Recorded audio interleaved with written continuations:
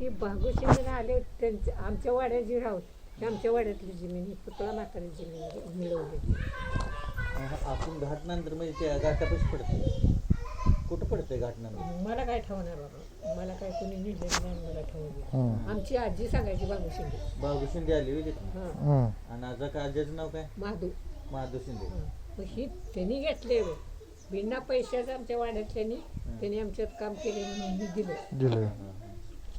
हक्काने काय केलं हे गावाचं रानच नीट केली तुला एकच मुलगा होता का एकच महादूला ज्ञानो ही ज्ञानो शिंदे आणि ज्ञानो शिंदेला ही आता दोघं जालो आणि मुरला.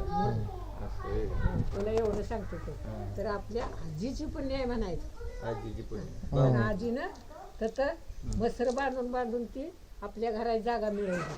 त्याला काय पैसे दिले नाही काय नाही म्हातारीने कमवलं तेवढं हे आमच्या आईने कायच कमवलं आईने काय हे नाही बाबू शिंदे ना आणि महादेव शिंदे ही दोघांची कमवली. तुम्हाला पुण्य ही आमच्या आईची काय पुण्य नाही. आमच्या आईने गावाची रानं नीट केली. नको आम्हाला तिचा राग येतो बरं का आम्हाला असू द्या ना बुवा काय करायचं काय नशीबच म्हणायचं ना काय नशीब गावात रोजगार करून कुणाला तर मिळाला कुठं तर काय करून तुला सांगते आमच्या आजीनं ना आजीनं कशा बाई मिळवलं एका लेखासाठी.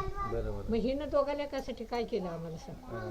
मला ते पहिले आम्हाला बी रोजगार आले जाऊ तिथे मला ते जरा तू म्हणेनाच का एक दिवशी म्हातारीला म्हणजे त्याला जरा उद्योग ना आपण काय त्या म्हातारीला पुढं करतो तिथं आहे की पुढं तर म्हणलं माझ्या आजीनं आणि माझ्या आजीने कमाई केली म्हणलं ही तुमच्यात मग तुम्ही त्याच्या पुटी दोघं झाला जादूच्या मग आपल्या ही 3 डोया झालेल्या जिम्मी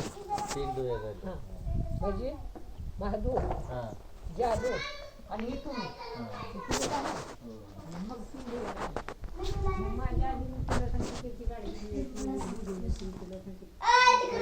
कोण आहे